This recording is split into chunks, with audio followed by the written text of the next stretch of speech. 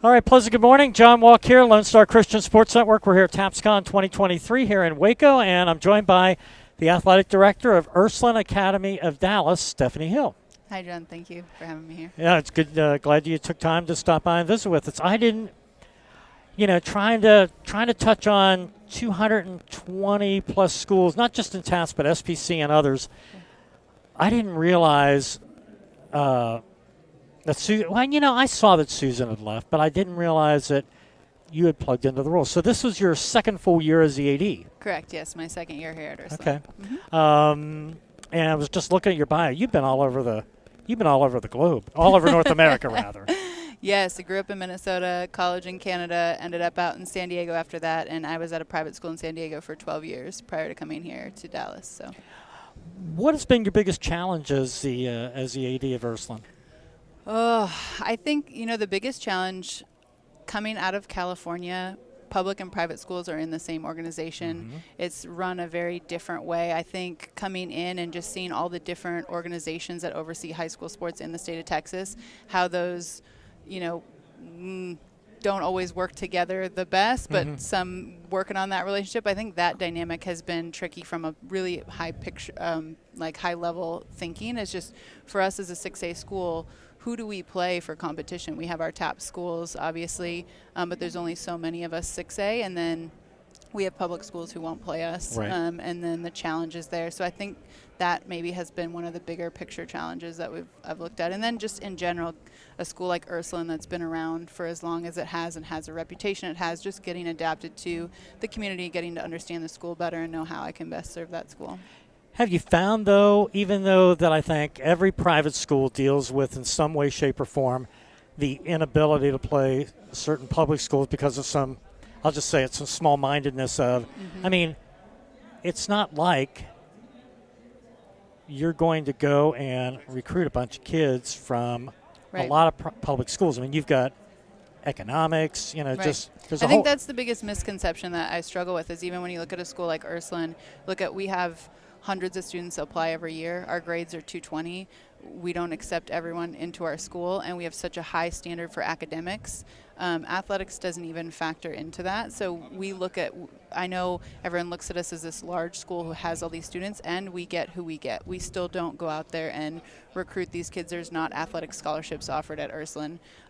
We still get who we get. And so that misconception that these big private schools are out there just recruiting kids, understand there's been instances in the past in certain schools maybe that have set that precedent, Sure. But we're definitely not one of those.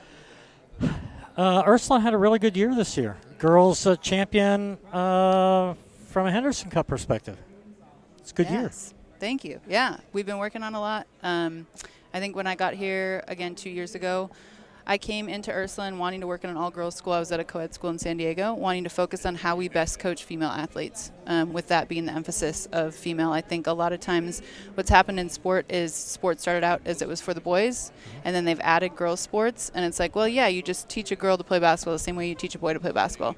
Yes, and how do we best coach and motivate female athletes? And so through our partnership with UNT Sports Psychology, which I'm going to be presenting with throughout this conference, we've built out a coaching model that we feel is really solid and based in sports psych about how to best coach athletes. And again, my emphasis is always female athletes, and that's something we've worked on now for 2 years with our coaches in a focus of connection with our athletes and communication and how we're building those relationships. And I think what we're starting to see is that our kids have really responded to that the work we're doing to build better relationships with our student athletes has really helped us and benefited. And when you look at the mental health issues and what's going on in sport today, and we can't keep ignoring the fact that kids need that connection. We as humans need connection. And so coaches and athletics is always to me a forefront, a huge way to learn life lessons and learn important tools.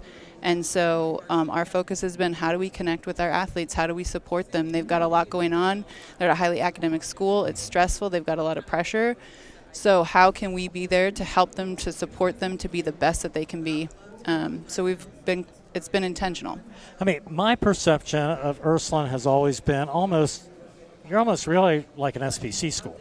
Mm-hmm. Same mentality, same high level of excellence. again, the academic environment, but also, academic, but also athletic. Soccer. Soccer, Ursuline's been a powerhouse for a long, long time. Yeah. Cross country. Yeah. Ursuline's always been a power. Yeah. And then basketball. Basketball has always been good, but you've always had to try to knock down, Coach Zillman at Bishop Lynch. That's always been a big. Our coach is coming for him. She's one of his players, so she's coming for him. Yeah, no, I think it was funny. As a newish AD at Ursuline, I was getting all excited. Our teams are doing well. I was like, man, we could win 4 state championships this year. That's pretty awesome. And so I go back through the Ursuline record books because I'm like, well, I want to see how does this stack up, And so this year was the 6th time in school history that Ursuline's won 4 state championships. In 2012, they won 5. But yeah, a storied history for athletics, I think, and academics as well, obviously. Again, I want to be respectful of your time, so because we're all busy here. I think the other thing about the Ursuline that I always like to see from your social media is that you all have young ladies that are competing in a lot of sports that aren't necessarily TAP-sponsored events. I've got a strong rowing program. Just like I saw a really neat note about Hockaday sent out yesterday about the lady who started their program back in '93. This is their 30th season. Talk about what programs or what sports that young ladies at Ursuline are competing in outside of the TAPS realm, other than rowing. Yeah, so we have our non-TAP sports at Ursuline are rowing, lacrosse, and we actually have a bowling team also that we put under athletics that has been a great addition for us just to get a group of kids involved in athletics that maybe otherwise wouldn't be. And then we obviously have our cheer and drill teams that are run in conjunction with Jesuit. But, those are our non-TAP sports. And you're in that, on the bowling, you're in that structure of the Texas High School bowling. Or, so you're competing and you've got like a district or? Yep, we've got a district. And, we're in the same group as Jesuit and a couple other schools, Flower Mound, Marcus. See, I keep up with. Keep up with your Well, a lot of people don't realize there's bass fishing out there. Yeah. There's bowling. Obviously, there's powerlifting. There's a couple others that, just try to keep it, because football, basketball, well, not football ladies, but football, basketball just doesn't fit for everybody. No, it doesn't. Everybody's got their different thing that they do and that they love. So what are you looking for? Obviously, 4 championships is, a big hill to climb. What are you looking for this coming school year? I try to stay away from talking about things in terms of championships. It's great to honor when things have been accomplished and whatnot, but my ultimate goal always, and I talk to our coaches about this all the time, is my expectation is we do the best with what we have. So if we have the kids to be competing for a championship, it is absolutely my expectation that we're doing that. If we don't, we don't, but we do the best that we can with who we have. I'd like to consistently see all of our programs at state.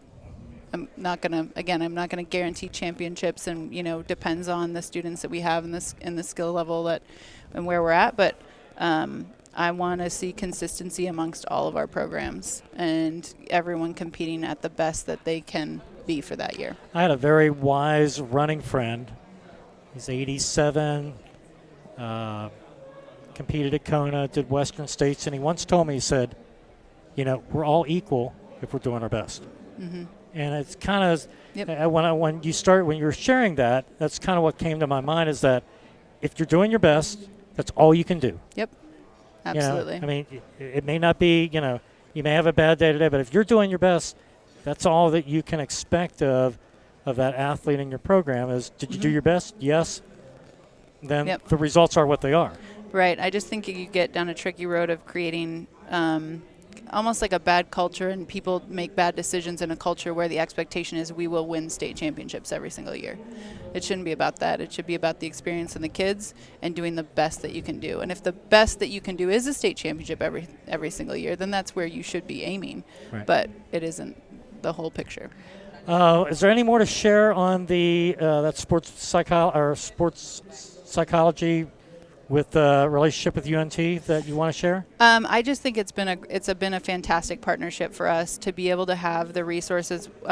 They send us 2 interns each year, and to be able to have 2 people who are additional, athletics. I feel like ADs, you're doing 900 different jobs at one time. Coaches are stretched thin. To have 2 more people on your campus that can really help build out and take your vision for your school in the culture you want to create, and they're proponents of that. So I can tell them, hey, we really want to focus on this year with coaches. And I've got 2 people who can go around, connect with my coaches, and give different options and ideas for how they can build connection within their team. They go into our teams and they do different team building activities. They're just another resource for our coaches and another layer of support. And I really can't say enough about how beneficial it's been to have them around, and it really in support of the coaches also, just because coaching is tough. I don't think we talk about that enough. And I don't think coaches take enough care of themselves with all the stress and pressures they deal with. And so to have additional resources, people who have the background that they have, to come and say, hey, have you thought about maybe trying this or maybe doing this, has been invaluable, really. So. And doing it probably in such a way that you're not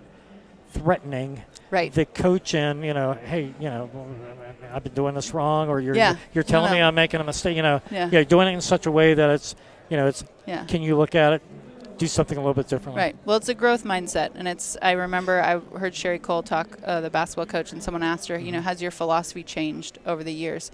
And she said, my philosophy hasn't, but how I go about coaching kids absolutely has. And I think that's the thing with coaches we always have to keep in mind is you can have the philosophy, the way you do things, your value system, but we have to recognize that kids are changing. Kids are different today than they were 5 years ago, 10 years ago, 2 years ago. And so to best get our message across, we have to be able to adapt and grow and learn. And I think UNT has done a great job of supporting us in that. Well, very good. We've been joined by Stefanie Hill, the athletic director at Ursuline Academy of Dallas.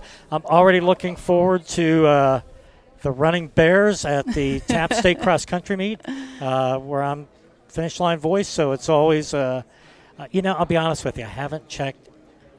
Becky's still coaching? Mm-hmm. Okay. Yeah. Becky, you've got Becky's you got one of the best runners in Texas, period. 2:35 career marathon. I think I saw. Becky can be.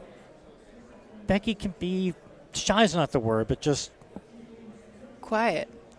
That's probably a really good word. But she just gets it done. Yeah, no, you've got she one just of gets the, it done. You've got one of the best. And I would argue one of the best coaches. Like, she really gets it, and I think that's what's so great to see is having been an Ursuline student, she can connect and understand our kids and the pressures they're under and the stresses and what life is like at Ursuline on a level that not all coaches can. And is she a high level athlete? Absolutely, but she has that other piece that allows her to connect with our kids, which is to me like all the difference in seeing how those teams perform. And I think she had a lot of young ladies, younger. She did. Trust me, every year, so this is her second year, it's like every year she's like, okay, she's very realistic. And she's like, next year we're going for it. Next year's the year. So. I was kind of watching just, where she played, what meet she placed runners at. And, as I prep for the state meet and that, and I still haven't figured it out yet, but I'll try this year.